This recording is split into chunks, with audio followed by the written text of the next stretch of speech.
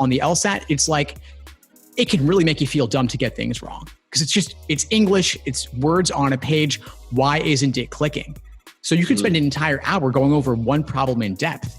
And when I do that in my classes all the time. In fact, I have a reading comp class tonight where we're gonna spend an entire hour covering just one reading comp passage, not even doing the questions, just going line by line, word by word, sentence by sentence, deconstructing the material. And I do that in class because I want to pave the way for students to do it on their own, because it's hard to do it on your own. It's easier to just try to solve them, and whether you can or not, score it and move on.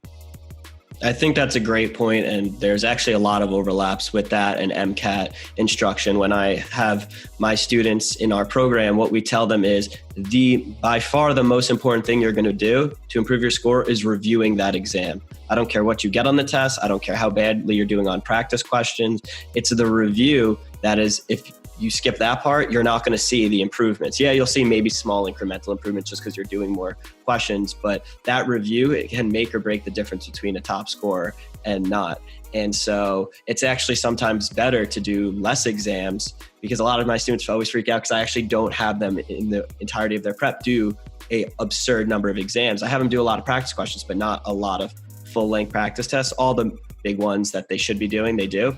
But I say, I want you to focus more on the review. That could take a full day, if not 2 days sometimes, to really get everything out of it that you need. And so, yeah, that makes a lot of sense. Obviously, volume of questions is still important, but that review is just, if not more, important. So that's interesting to hear.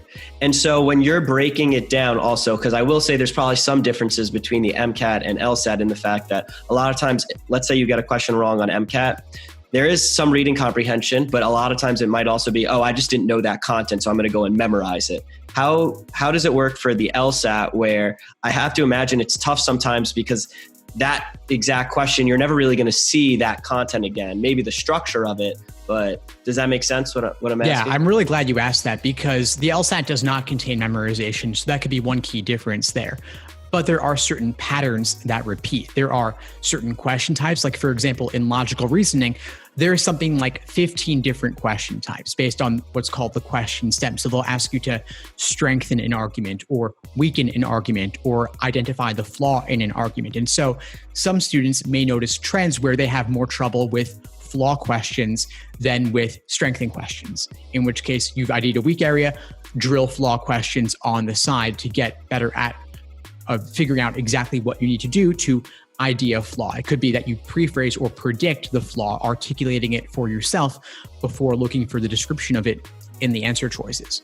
But there's also repetition of concepts in terms of methods of reasoning in the argument in a question. And so there might be a correlation causation flaw in an argument, or an ad hominem personal attack, where you're attacking the speaker's personal background rather than the substance of their argument. And so if you have trouble with that kind of flaw, that could be a concept that's not particular to flaw questions, but rather that kind of argument in general. And so there are these patterns of repetition where if you review in depth, you will figure out your mistakes and know what to do next time around. I've put this together in what I call the Socratic review method, where you specifically look at the argument, the question, and the answer choices to see exactly where your misunderstanding stemmed from.